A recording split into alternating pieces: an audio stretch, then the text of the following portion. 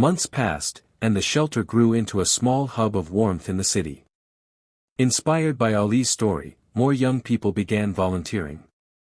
Sarah eventually organized a citywide campaign called Be Kind Always, encouraging small acts of kindness in daily life, helping neighbors, feeding animals, listening without judgment.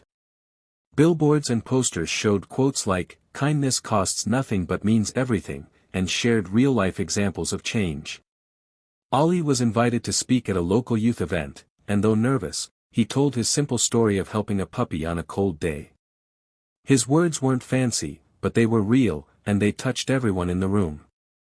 After the event, a boy approached him and said, "I helped someone today because I saw your video. I think I'll do it again tomorrow."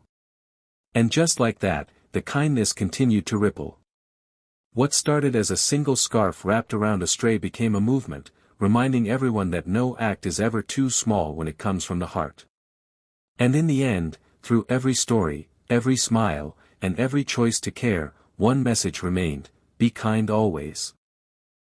It was a chilly winter morning when 12-year-old Ali stepped outside his small home in a quiet neighborhood. His family didn't have much, but they had love, and his mother always reminded him, "No matter what we have or don't have, Ali, be kind always."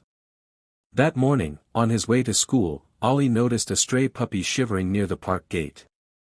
Other kids passed by without a glance, but Ali stopped. He took off his scarf and gently wrapped it around the puppy.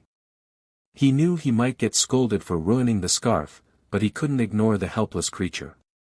With careful hands, he carried the puppy to a small animal shelter nearby, explaining what happened to the volunteers.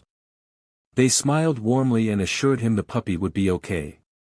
Ali walked to school cold, a bit late, and unsure if what he did mattered, but deep down, he felt proud.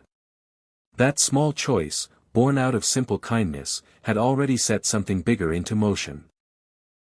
Later that week, the puppy's story and Ali's photo went up on the shelter's social media page, shared hundreds of times.